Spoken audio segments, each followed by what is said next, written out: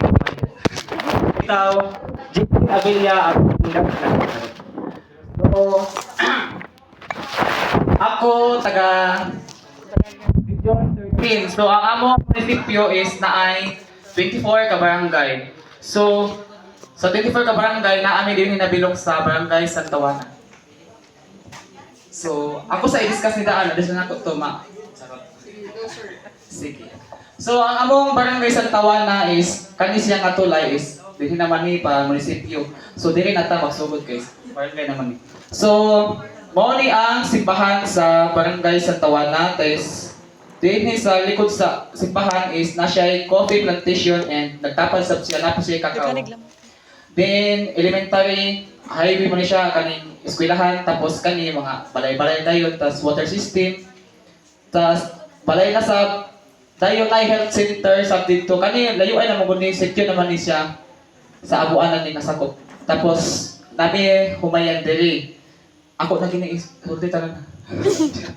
So, di ka napunta, kumana ta dito. Dito sa crossing. Sa crossing is natay kooperatiba, napoy health center, and integrated school. Tapos diri is naay barangay police center. Sa inyo na? Center, buto ni center. Center gani. Barangay police, tapos barangay gym. Una sa barangay gym is gas station and coffee and cacao buyer. So, isa na siya kuan amo. Tapos barangay hall, unahan mo din yung dapat. Tapos rice corn, quarry, Siya kaya na nag-drawing ako. mga balay-balay kayo, charot. Tapos tirapiahan dito o SLP, which is, kani nga, ako SLP, ako ang representative ani sa Instagram. Usasab ko kayang farmers president sa. So, ang kuan, What did you learn about your community? ang among community nga to is mo ni ang business, mga house business is gas station is and saan ko? Is kooperatiba o asosasyon. Tapos ang challenges sa siya dito is kaning quarry.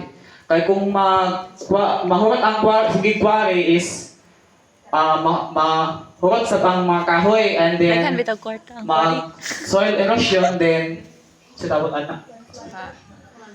Landslide. Landslide. Mo siguro to. Kamu na learn, darling? Okay, siguro to. Bitaw, ang businesses. Ako lang gidit so ma'am, katong ang mga businesses is kani daghan siya mga sari-sari store kanang mga private naman nila na. Tas kani cooperative which is nga paano gyud sa co-op kani pong asosasyon na is apil sa ang ani. Na paano po sa uban sa nag-agi sa PE tapos ang uban kasi nag-apply po siya sa Rapids. So, pasensya naman kay libog kayo kung pagkuan kay libog man pud ang pagka-drone.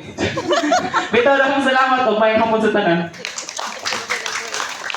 Thank you, Sir Jack. Di siya patawag kay Lord. Pangit yung pangalan si Papa Manggod. So, the last but not the least, no? Can we give yung mga barangay club sa atong pinaka-last na mag-present? No other than the Region 12 Team B. A round of applause, please. Unsa sa A, ma'am? Unsa sa A? Si Irish ang mag-report. Uman na sila. Human na. Human na mag-report dahil wala lagi. Sige, nagpanguta na si Shara.